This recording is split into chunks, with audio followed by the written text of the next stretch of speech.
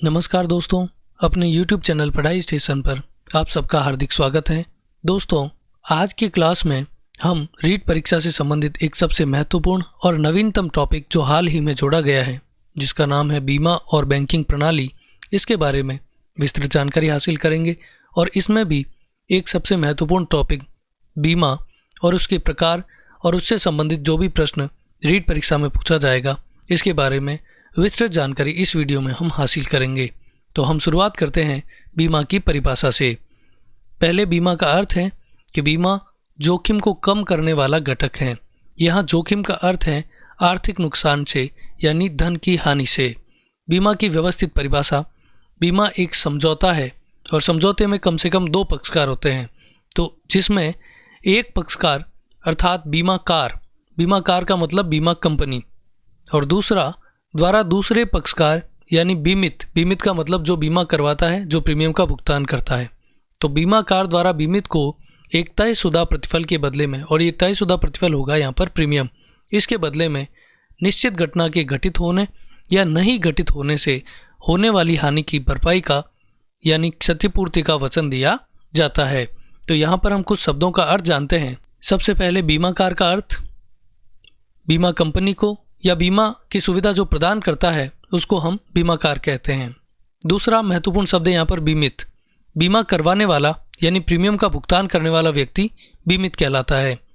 तीसरा शब्द है यहाँ पर प्रीमियम क्या है, तो बीमित द्वारा जिस राशि का भुगतान बीमा की सुविधा के बदले में किया जाता है उसे प्रीमियम कहते हैं, और यह राशि जोखिम की मात्रा के अनुसार घटती बढ़ती है।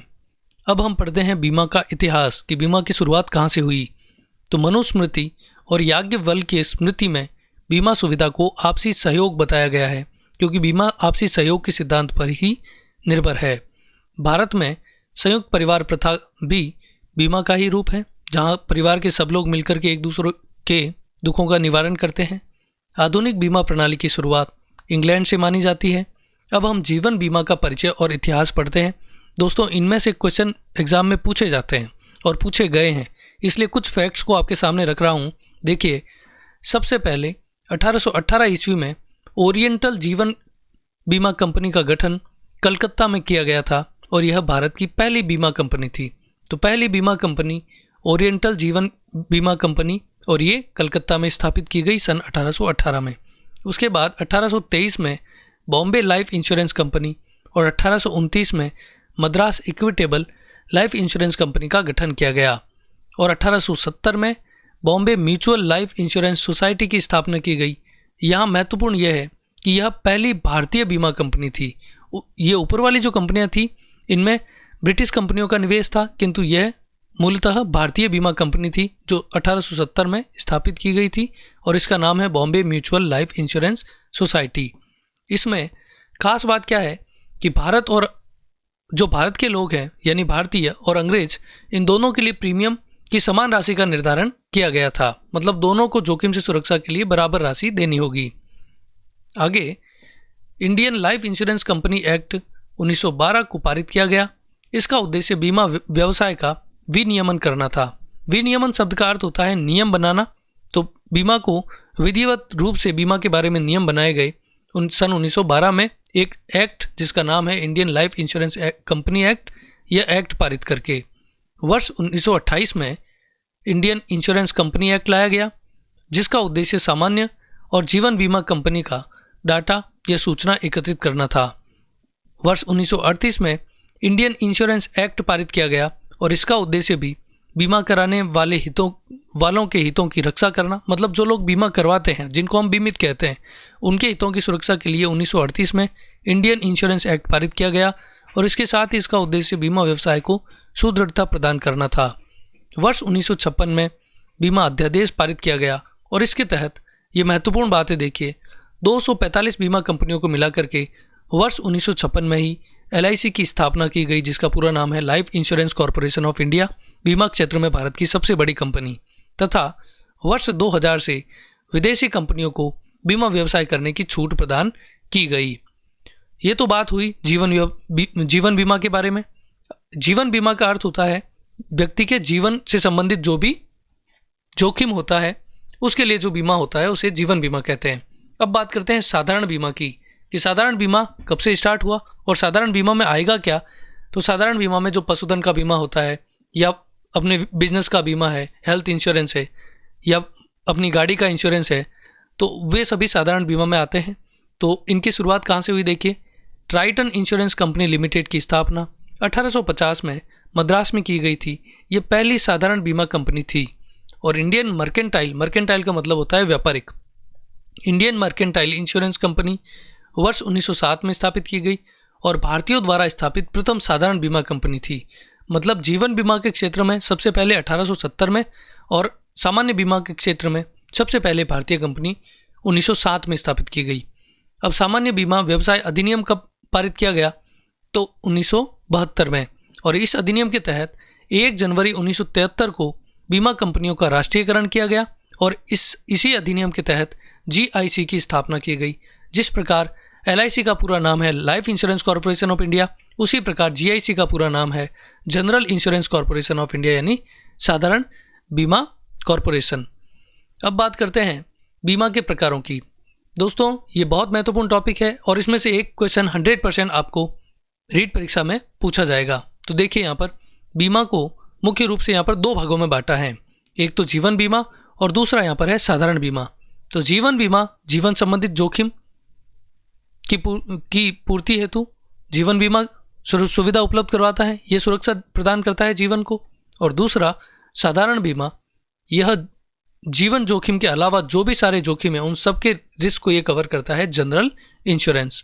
तो बिल्कुल आसान है। आगे पढ़ते हैं हम जीवन बीमा के प्रकार। ये जो पॉलिसियाँ होती हैं उन पॉलिसियों के अलग अलग प्रकार हैं।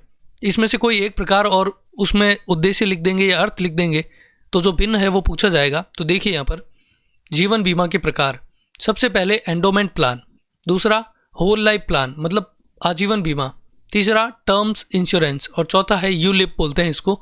इसमें अलग अलग कंपनियों में इन्वेस्टमेंट किया जाता है और यूलिप में पैसा कई बार डूब भी जाता है जब कंपनी को नुकसान होता है। तो एक एक अर्थ जानते हैं। देखिए, सबसे पहला यहाँ पर है एंडोमेंट प्लान। इसके अंतर्गत मृत्यु तथा बीमा परिपक्वता की स्थिति में लाभ की सुविधा उपलब्ध कराई जाती है। मतलब एंडोमेंट प्लान जब भी हम लेते हैं तो उसमें बीमा करवाने वाला जो भी व्यक्ति है उसकी मृत्यु हो जाए तो भी, या फिर जितने साल का बीमा लिया है उतने साल के बीत जाने के पश्चात जो बीमा का लाभ है वो प्रदान किया जाएगा। दूसरा होल लाइफ प्लान, ये आजीवन बीमा पॉलिसी होती है। इसमें केवल मृत्यु की स्थिति में ही लाभ की सुविधा प्रदान की जाएगी। आजीवन का मतलब जब तक व्यक्ति की मृत्यु नहीं होगी तब तक जो बीमा की राशि है वो राशि मिलेगी नहीं, इसलिए मृत्यु की दशा में ही। तीसरा है टर्म्स इंश्योरेंस, यह एक निश्चित समयावधि के लिए होता है। अगर बीमित की उस समयावधि में मृत्यु हो जाती है तभी लाभ सुविधा प्रदान की जाती है, अन्यथा जब समय जैसे 5 साल का समय है तो 5 साल के पश्चात वो टर्म पूरा होने पर इंश्योरेंस कंपनी आपको धनराशि प्रदान करेगी। और चौथा है यूलिप, ये सबसे महत्वपूर्ण इसलिए है क्योंकि ऊपर वाले तीनों से अलग है। इसके तहत डेप्ट फंड का मतलब होता है जो लोन इत्यादि है, या फिर इक्विटी फंड जो कंपनी के शेयर्स वगैरह हैं, इनमें पैसा लगाया जाता है। जो हम प्रीमियम का भुगतान करते हैं बीमा कंपनी को, उस पैसे का प्रयोग इक्विटी शेयर्स में किया जाता है। इसलिए इसमें ब्याज की या बोनस की जो राशि होती है वो अधिक होती है, लेकिन यहाँ पर जोखिम भी बना रहता है पैसे के डूब जाने का। ये तो हो गई जीवन बीमा पॉलिसियों के प्रकार। अब पढ़ते हैं हम साधारण बीमा के प्रकार। साधारण बीमा में सबसे पहला आता है स्वास्थ्य बीमा, और स्वास्थ्य बीमा भी यहाँ पर 2 प्रकार का होता है। अब सबसे पहले कैशलेस का अर्थ होता है कि आप अगर हेल्थ इंश्योरेंस पॉलिसी लेते हैं, स्वास्थ्य बीमा पॉलिसी लेते हैं, और उसमें अगर घर में से कोई बीमार हो जाए तो आप जब हॉस्पिटल जाएंगे तो जो एक बार बिल बनेगा उस बिल की राशि का भुगतान आपको करने की आवश्यकता नहीं है, बीमा कंपनी सीधे उस हॉस्पिटल को भुगतान करेगी। दूसरा स्वास्थ्य बीमा का प्रकार है पुनर्भरण। इसमें एक बार तो भुगतान जो बीमित है उसको हॉस्पिटल को करना पड़ेगा और उसके पश्चात जो हॉस्पिटल से बिल मिलेंगे उन बिलों को वह पेश करेगा बीमा कंपनी के सामने, और बीमा कंपनी उन बिलों को पास करके उस बीमित को भुगतान करेगी। मतलब एक बार भुगतान करना पड़ेगा, इसलिए इसको बोलते हैं पुनर्भरण। दूसरा प्रकार है साधारण बीमा का अग्नि बीमा। बहुत महत्वपूर्ण है यह भी 2 प्रकार का है। एक तो गृह अग्नि बीमा, मतलब सामान्य व्यक्ति भी यह बीमा ले सकता है घर में जो भी माल पड़ा है उस सामान के जल जाने का जो नुकसान है उसकी क्षतिपूर्ति के लिए। और दूसरा औद्योगिक अग्नि बीमा, ये अपने बिजनेस के लिए हम लेते हैं, ठीक है। और तीसरा प्रकार है साधारण बीमा का मोटर बीमा। यह भी 2 प्रकार का होता है। यह आपकी जानकारी के लिए और रीट परीक्षा दोनों के लिए। सबसे पहले इसमें है थर्ड पार्टी बीमा। इसमें अगर हमारी गाड़ी है और हमारी गाड़ी का एक्सीडेंट दूसरी गाड़ी के साथ हो जाता है तो बीमा कंपनी उस दूसरे पक्षकार को जितनी हानि हुई है उसकी क्षतिपूर्ति करेगी। और दूसरा है कॉम्प्रिहेंसिव बीमा। कॉम्प्रिहेंसिव बीमा में क्या होगा, अगर हमारी गाड़ी की टक्कर दूसरे की गाड़ी से होती है और हमने कॉम्प्रिहेंसिव बीमा लिया है तो हमारी गाड़ी का नुकसान और दूसरे की गाड़ी का नुकसान, सबका नुकसान बीमा कंपनी पे करेगी। चौथा प्रकार है सामान्य बीमा का समुद्री बीमा। समुद्री बीमा में माल का बीमा आता है, जहाज का बीमा आता है और भाड़े का बीमा आता है। ठीक है, ये समुद्री यात्राओं के दौरान जहाज से माल भेजने पर जो जोखिम होता है उसके लिए करवाया जाता है। 5वां प्रकार है ग्रामीण बीमा। यह 2 प्रकार का होता है, एक तो फसल बीमा और दूसरा है पशुधन बीमा। ठीक है, तो यहाँ पर बीमा के प्रकार समाप्त होते हैं। आगे हम पढ़ते हैं बीमा का महत्व। प्रश्न ये आता है कि बीमा का महत्व इनमें से क्या नहीं है। तो जो महत्व है पहले ये जान लेते हैं। बीमा जोखिम से सुरक्षा प्रदान करता है, ये अब तक हमने पढ़ा है। जोखिमों का अर्थ जोखिमों का अनेक लोगों में विभाजन होता है, क्योंकि जो लोग प्रीमियम भरते हैं वो सभी थोड़ा थोड़ा पैसा जमा कराते हैं और जिसको नुकसान हुआ है क्षति की पूर्ति उसको कर दी जाती है। इस प्रकार जोखिम विभाजित कर दिया जाता है। तीसरा महत्व है बीमा ऋण लेने में सहायक होता है, क्योंकि वित्तीय संगठनों द्वारा उन्हीं संपत्तियों का चुनाव किया जाता है जो बीमित है। अगर आपने कोई प्रॉपर्टी पर, मान लो 10 लाख की प्रॉपर्टी है, कोई मशीन है, उस पर इंश्योरेंस लिया हुआ है, तो वित्तीय जो संगठन है मतलब बैंक इत्यादि से अगर आप उस मशीन पर लोन लेंगे तो आपको लोन आराम से मिल जाएगा, क्योंकि उन्हें पता है कि ये मशीन पूरी तरह से सुरक्षित है। ठीक है, तो ऋण लेने में सहायक है। चौथा, उद्यमों श्रम कानूनों के तहत जोखिम कारण देनदारी से सुरक्षा प्राप्त होती है। मतलब जो भी उद्यमी है उनको जो जोखिम होता है उस जोखिम के कारण से देनदारी से सुरक्षा प्रदान होती है। अगर उन्होंने बीमा करवाया हुआ है तो उनको किसी प्रकार का डर नहीं रहेगा। 5वां, आर्थिक विकास में सहायक होता है। परियोजना यानी प्रोजेक्ट तथा अवसंरचना निर्माण हेतु पूंजी उपलब्धता को सुनिश्चितता प्रदान करता है। रोजगार के अवसरों में वृद्धि करता है, क्योंकि इंश्योरेंस एजेंट है या डेवलपमेंट ऑफिसर है उसके रूप में कई प्रकार की रोजगार के अवसर उत्पन्न करता है। कंपनी कर्मचारी बीमा एजेंट के रूप में रोजगार। 7वां, सामाजिक सुरक्षा की उपलब्धता को सुनिश्चित करता है। अब पढ़ते हैं हम बीमा के कार्य। 2 भागों में बांटा गया इसको, एक तो प्राथमिक कार्य और दूसरा है द्वितीयक कार्य। तो प्राथमिक कार्य में देखिए, बीमा निश्चितता प्रदान करता है, सुरक्षा प्रदान करता है और जोखिमों का विभाजन करता है। ये तो हो गए मूलतः कार्य, जो उद्देश्य हमने पढ़े थे। द्वितीयक कार्य में यह हानि को कम करता है, ऐसे व्यक्तियों या संगठनों का साथ जो हानि को कम कर सकते हैं। हानि को कम करने का मतलब जो नुकसान होगा, जैसे अगर कोई व्यक्ति की मृत्यु हो गई तो व्यक्ति के साथ जो भावनात्मक जो हमारे मूल्य है उनकी पूर्ति तो नहीं करता है, लेकिन उस व्यक्ति के जाने से जो आर्थिक हानि हुई है उसकी पूर्ति करता है। दूसरा, पूंजी की पूर्ति करके निवेश को प्रोत्साहित करता है। और तीसरा, वित्तीय स्थिरता प्रदान करता है, यानी जिसको नुकसान हुआ है वापस उतना ही धनराशि बीमा कंपनी द्वारा दे दी जाएगी। अब है बीमा के सिद्धांत।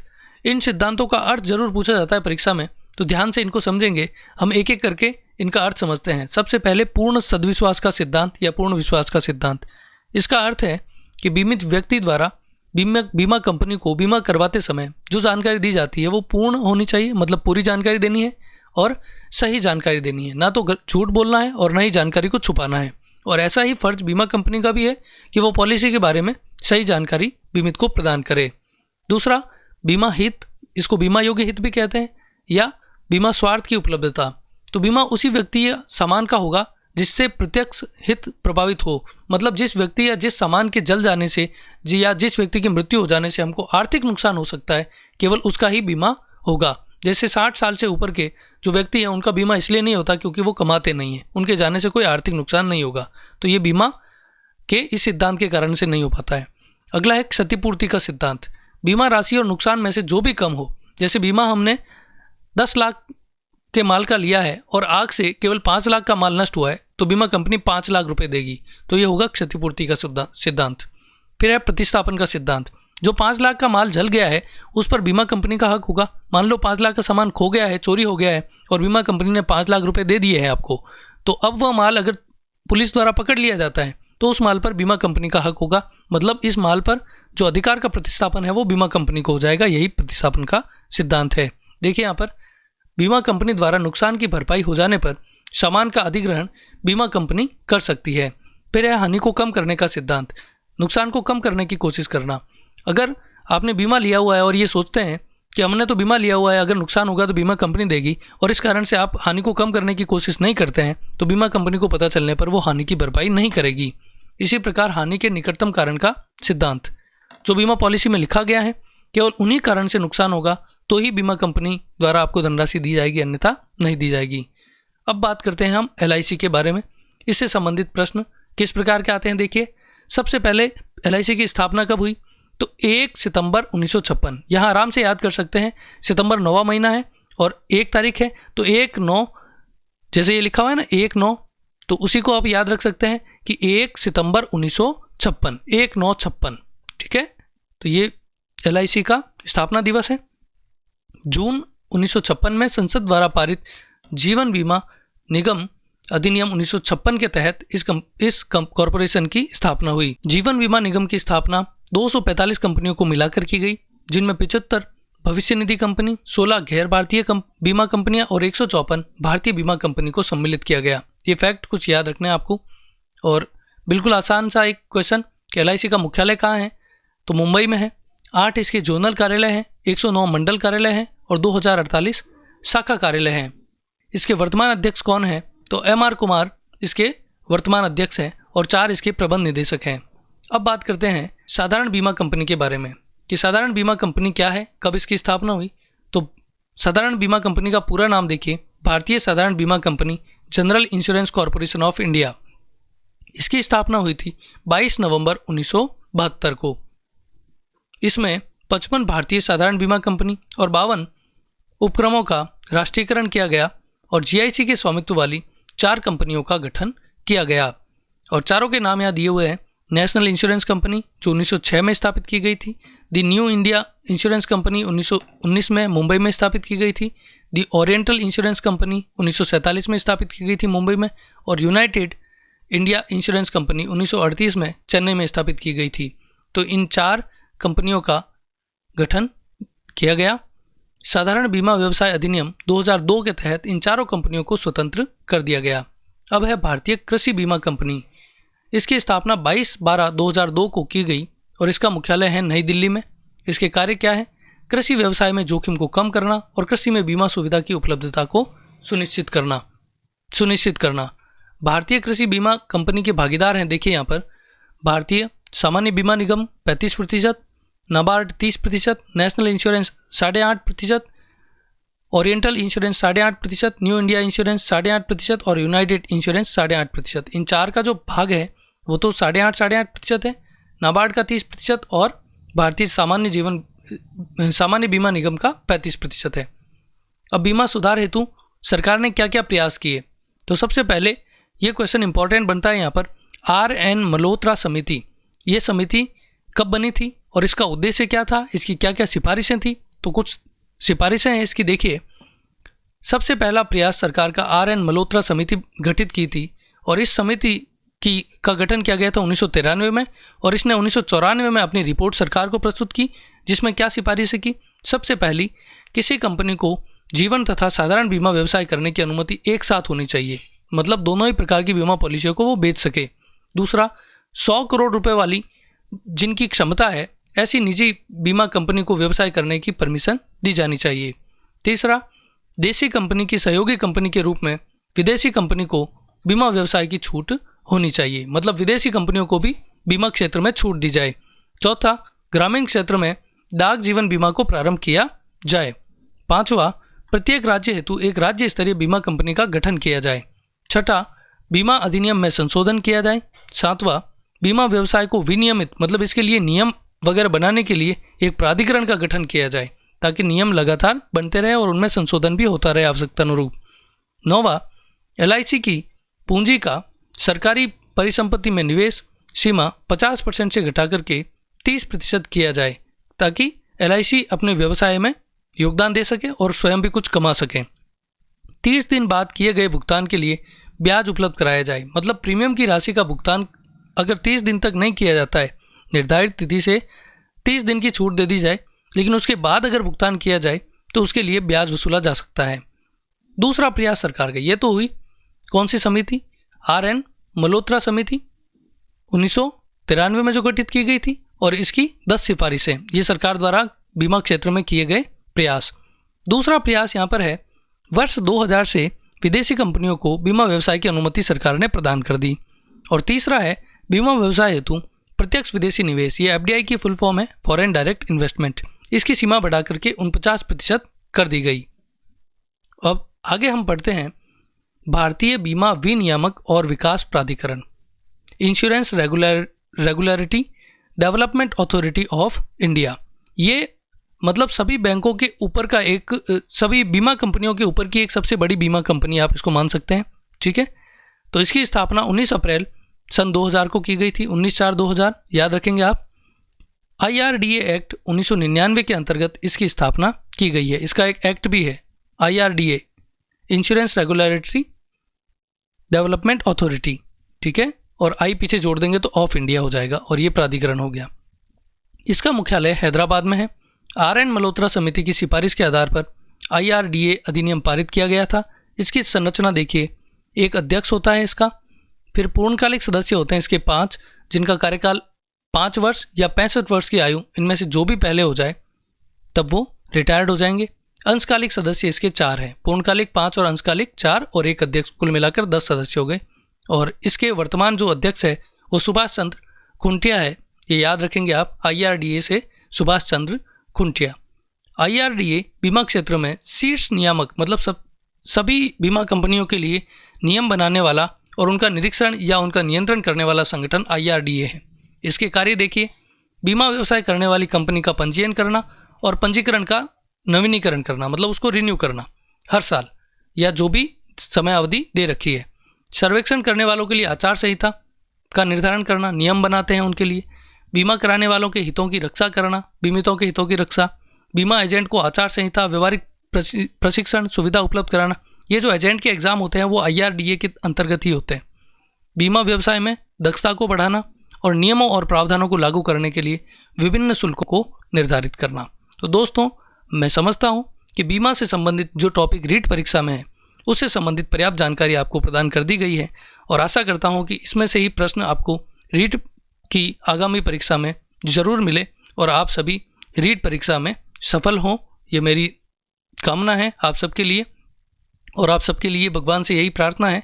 तो दोस्तों, इस वीडियो को पूरा देखने के लिए आप सबका तहे दिल से शुक्रिया, और चैनल को ज़रूर सब्सक्राइब करें और वीडियो को लाइक और शेयर आप ज़रूर करें ताकि आपको और इसी प्रकार की जानकारी मिलती रहे। और दोस्तों, अगली क्लास में हम पढ़ेंगे जो हमारा अगला टॉपिक है इसी शीर्षक से संबंधित, जिसका नाम है बैंकों के प्रकार। इसमें बैंकों के प्रकार और बैंकों के क्या क्या कार्य हैं और उनकी स्थापना कब हुई, उनके अध्यक्ष कौन है और उनसे संबंधित जो महत्वपूर्ण प्रश्न बनते हैं उन सब का जिक्र इसी प्रकार से किया जाएगा। नोट्स जो है महत्वपूर्ण वो आपको प्रदान किए जाएंगे। एक बार फिर से आपका शुक्रिया।